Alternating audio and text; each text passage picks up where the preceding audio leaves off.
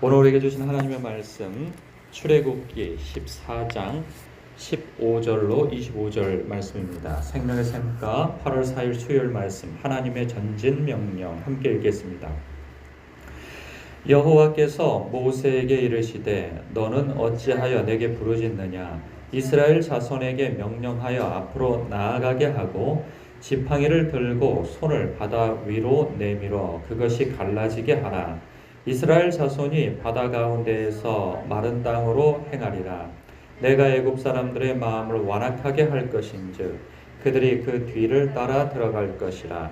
내가 바로와 그의 모든 군대와 그의 병거와 마병으로 말미암아 영광을 얻으리니 내가 바로와 그의 병거와 마병으로 말미암아 영광을 얻을 때에야 애굽 사람들이 나를 여호와인 줄 알리라 하시더니 이스라엘 진 앞에 가던 하나님의 사자가 그들의 뒤로 옮겨가매 구름 기둥도 앞에서 그 뒤로 옮겨 애굽 진과 이스라엘 진 사이에 이르러 서니 저쪽에는 구름과 흑암이 있고 이쪽에는 밤이 밝음으로 밤새도록 저쪽이 이쪽에 가까이 못하더라. 모세가 바다 위로 손을 내밀매 여호와께서 큰 동풍이 밤새도록 바닷물을 물러가게 하시니 물이 갈라져 바다가 마른 땅이 된지라. 이스라엘 자손이 바다 가운데를 육지로 걸어가고 물은 그들의 좌우에 벽이 되니 애굽 사람들과 바로의 말들 병거들과 그 마병들이 다 그들의 뒤를 추격하여 바다 가운데로 들어오는지라. 새벽에 여호와께서 불과 구름 기둥 가운데에서 애굽 군대를 보시고 애굽 군대를 어지럽게 하시며 그들의 병거 바퀴를 벗겨서 달리기가 어렵게 하시니 애굽 사람들이 이르되 이스라엘 앞에서 우리가 도망하자 여호와가 그들을 위하여 싸워 애굽 사람들을 치는도다. 아멘.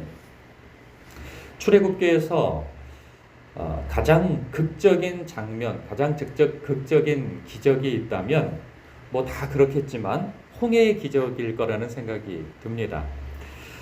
우리가 영화도 기억하죠. 신앙생활을 좀 오래 하신 분들은 십계라는 영화를 기억하실 겁니다.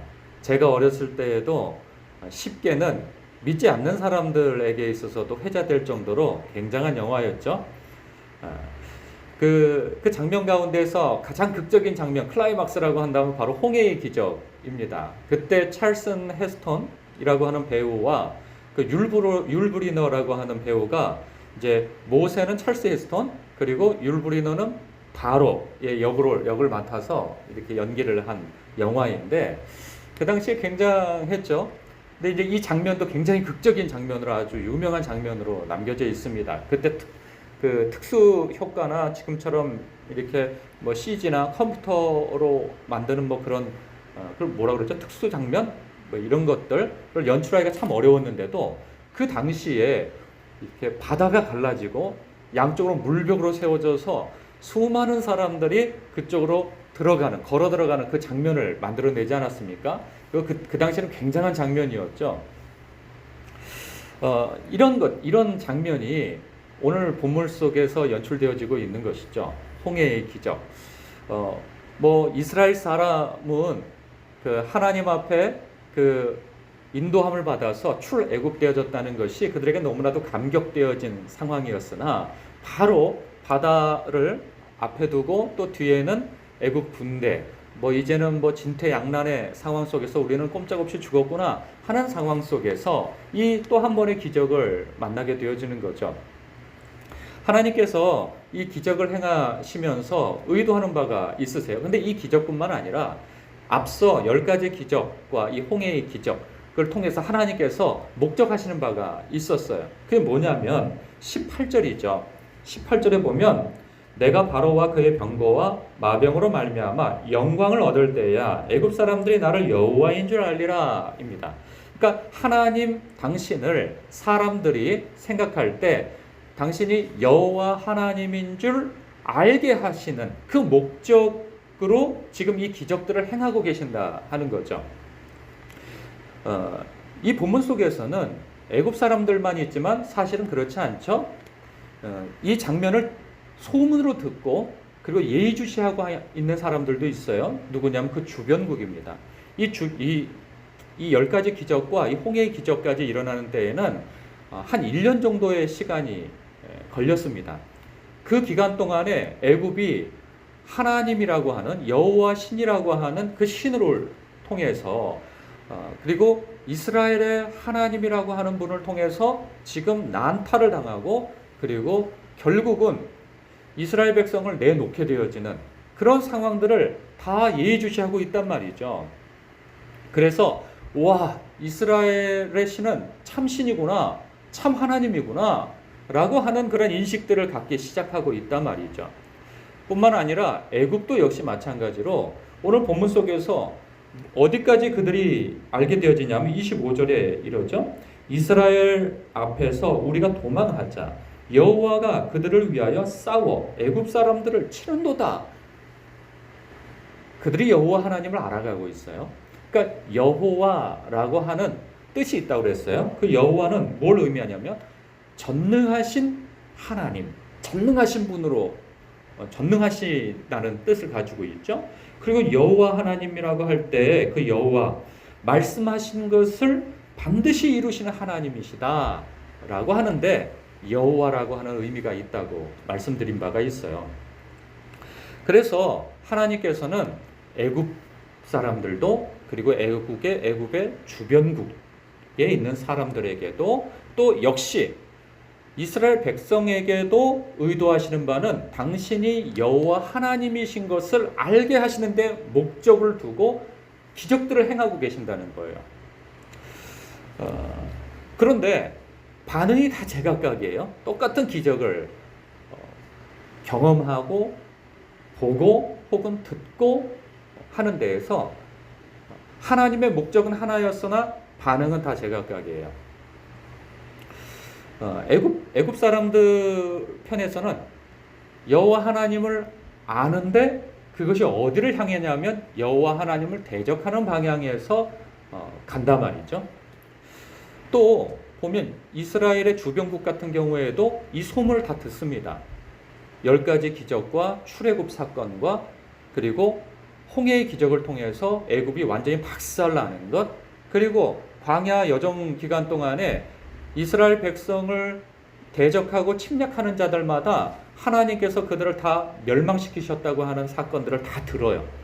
그래서 이것이 어느 장면에서 나오냐면 증언되어지냐면 여호수아서 2장에서 그 정탐하러 보내는데 라합이라고 하는 여인이 증언하지 않습니까? 우리가 다 들었다. 소문을 들었다. 그 홍해의 기적과 그리고 여러 족속들을 너희의 신이신 여호와 하나님께서 다 물리치신 그 이야기를 듣고 우리가 간담이 서늘해지고 우리가 털썩 주저앉았다 라고 합니다. 그런데 그들의 반응은 무엇이냐? 숨어 들어가는 거예요. 여호와 하나님을 피하여 방어하고 숨어 들어가고 결국은 자신에게 다가오는 여호와 하나님을 대항하여서 밀어내고 싸우는 것으로 그들은 반응하게 되어지는 거죠.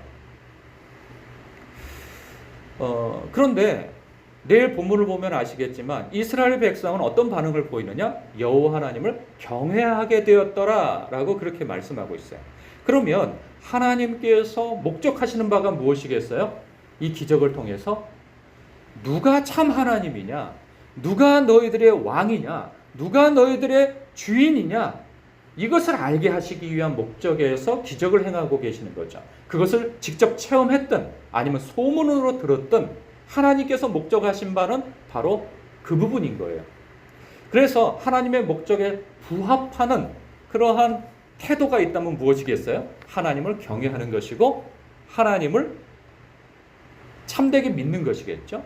하나님의 통치와 다스림 속에서 그분 앞에 순종하는 삶을 사는 그러한 선택을 하기를 하나님께서 원하시는 마음에서 이 기적을 행하시는다는 거예요. 그럼 우리는 이렇게 생각할 수 있어요. 우리가 이걸 꼼꼼하게 말씀을 보아왔다면 아니 애굽은 하나님께서 애초에 그들을 강팍하게 하시려고 하는 목적에서 기적을 행하신 거 아니겠어요? 또 이스라엘 그 애굽 주변의 나라들도 역시나 하나님께서 멸망시키기 위해서 여호와 하나님이 얼마나 큰 신인가를 알게 하시기 위해서 이 기적을 행하신 것 아니겠어요? 라고 말할 수 있어요. 그러나 그렇지 않습니다. 하나님께서는 하나님의 본심은 무엇이냐? 그들이 여러 기적을 통해서 혹은 하나님을 그런 기적을 통해서 알게 하는데 목적이 있는 거예요. 그렇지 않았다면 어느 누구도 믿지 말았어야 되는 거죠. 왜냐하면 애굽에서조차도요, 출애굽 때 여러 잡족들이 함께 따라 나옵니다. 이스라엘 백성을. 그러면 그 잡족 속에 누구도 있겠어요? 애굽 사람도 섞여 있는 거예요. 그리고 또 보십시오.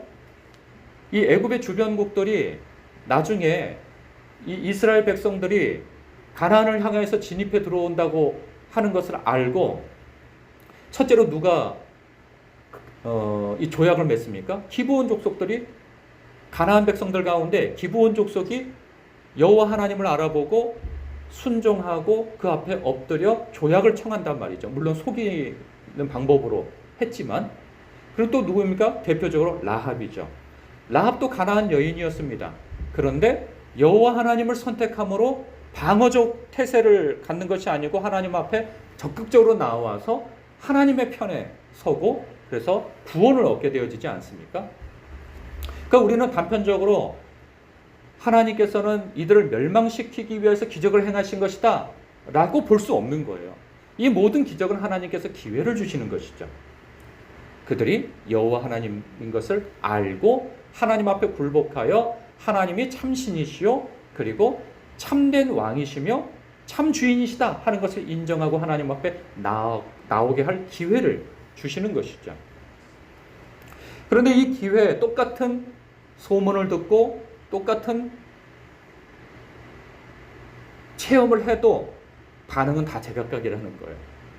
그런데 우리가 결론적으로 말하자면 모든 기적과 하나님의 말씀, 이것은 우리가 하나님을 경외하고 하나님의 통치와 다스림 속에 들어가는 데 목적이 있다는 사실을 알아야 한다는 것이죠.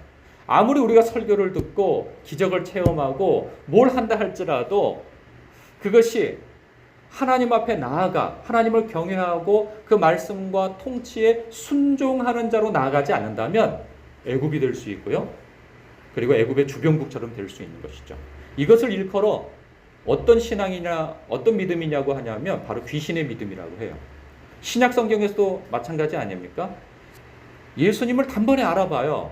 예수님의 기적도 알아보고요. 예수님을 심지어는 12 제자도 예수님의 진면목을 못 알아보는데 귀신 들린 자가 알아봅니다. 그렇지 않습니까? 거라사의 광인이 하나님의 아들 예수요, 지극히 높으신 하나님의 아들 예수요 하고 알아봅니다. 근데 그 다음 고백이 무엇이냐면 당신과 내가 무슨 상관이 있나이까, 나를 괴롭게 하지 마옵소서, 이런 태도를 보인단 말이죠. 그러니까 누구보다도 예수를 알아봐요. 하나님을 알아본단 말이죠. 그러나 하나님을 경외하거나 하나님 앞에 순종할 태도를 갖지 않는다는 거예요. 이게 바로 귀신의 믿음이라는 거죠. 귀신의 태도라는 거죠. 우리도 역시 마찬가지입니다. 우리는 성경을 통해서 우리가 살아온 여정을 통하여서 기적을 경험하기도 하고 하나님의 말씀을 통하여서 간접적으로도 기적에 대한 하나님의 그 여호와 하나님 되심을 만나게 되어지죠. 그런데 우리가 이렇게 말씀을 통해서 삶의 여러 경험을 통하여서 하나님을 알아가는데 순종하고 경외하는 태도로 나오지 않는다면 우리도 역시 마찬가지로 애굽이 될 수 있고 그리고 애굽의 주변 나라처럼 될 수 있는 것이죠. 그렇습니다. 결론적으로 말씀드리자면 오늘도 우리가 말씀 안에서 우리는 하나님을 경외하고 하나님의 말씀과 그 말씀의 통치를 받는 사람으로서 살아야 되겠구나라는 그 믿음을 다시 한번 확인하고 내 마음을 다지는데 이 말씀이 도움되시길 주님의 이름으로 축복합니다. 그래서 오늘 말씀 가운데에서도 오늘 하루를 살아가면서도 어떤 작은 부분에 있을지라도 성령께서 내 마음에 주시는 감동이 있다면, 그리고 내 삶 속에서 내 뜻과 하나님의 뜻이 부딪히는 어떤 이해관계 속에서 부딪히는 부분이 있다면 하나님의 뜻을 붙잡는 그러한 선택의 사람이 되시길, 순종의 사람이 되시고 하나님을 경외하는 그러한 성도가 되시길 주님의 이름으로 축복합니다. 기도하겠습니다.